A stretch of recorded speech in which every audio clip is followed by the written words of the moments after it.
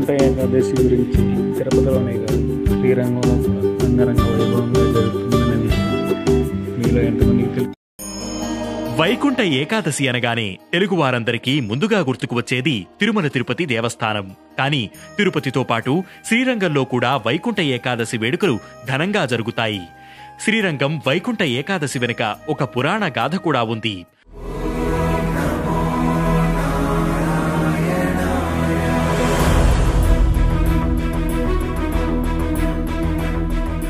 పూర్వం మహాప్రళయం జరిగిన తర్వాత శ్రీ మహావిష్ణువు సృష్టిని తయారు చేయాలని ఆలోచిస్తుండగా ఆయన ముందు పంచభూతాత్మకమైన బ్రహ్మాండం గోచరించింది. ఆ తర్వాత తన బొడ్డులో నుండి ఓ తామరపువ్వు ఉద్భవించగా అందులో బ్రహ్మ ఆసీనుడై ఉన్నాడు.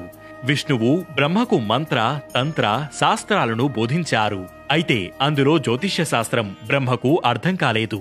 ఈ విషయాన్ని బ్రహ్మ శ్రీహరితో మొరపెట్టుకోగా అప్పుడాయన శ్రీరంగనాథుని రూపంలో తన పరివార గణంతో ఓ విమానంలో దర్శనమిచ్చి బ్రహ్మకు జ్యోతిష్య శాస్త్రాన్ని బోధించి తిరిగి వైకుంఠానికి వెళ్లేందుకు సిద్ధపడ్డాడు. అప్పుడు బ్రహ్మదేవుడు మానవులు కొలుచుకునేందుకై స్వామిని ఇక్కడే ఉండమని ప్రార్థించగా స్వామి విమానంతో పాటు విగ్రహాల రూపంలో కొలువయ్యాడు.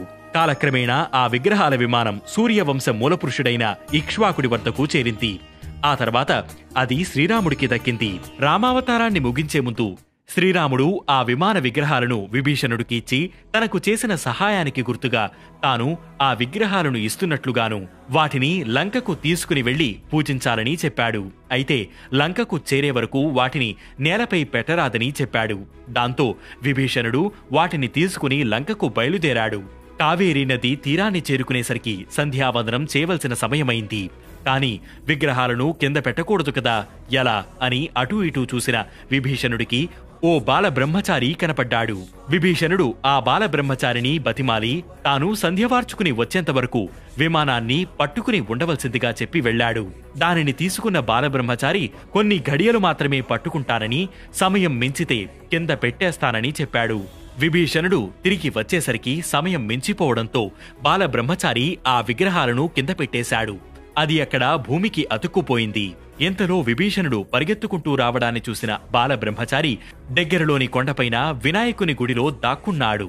కోపంతో విభీషణుడు వినాయకుని గుడిలోకి వెళ్లి ఆ బాల బ్రహ్మచారి తలపై గట్టిగా ఒక్క మొట్టికాయ వేశాడు. ఆ దెబ్బకు బ్రహ్మచారి తలపై సొట్టపడింది. ఆ బాల బ్రహ్మచారి సాక్షాత్తు వినాయకుడే. బాల బ్రహ్మచారి కింద పెట్టిన విమాన విగ్రహాలు కొలువైన ప్రాంతం శ్రీరంగంగా ప్రసిద్ధి చెందగా బాల బ్రహ్మచారి దాక్కున్న కోవెల తిరుచ్చిలోని ఉచ్చి పిళ్ళయార్ కోవెలగా ప్రసిద్ధి చెందింది. ఇప్పటికీ వినాయకుని విగ్రహంపై సొట్టను చూడొచ్చు. వినాయకుడిని తలపై కొట్టిన విభీషణుడు రంగనాథస్వామి పాదాలపై పడి లంకకు తనతో రమ్మని ప్రాధేయపడ్డాడు. అయితే స్వామి అందుకు సమ్మతించక తాను అక్కడే ఉండిపోనున్నట్లు సంవత్సరంలో ఒకసారి ఇక్కడకు వచ్చి తనను ఆరాధించవచ్చని చెబుతాడు. ఆ ఒక్కరోజే వైకుంఠ ఏకాదశి.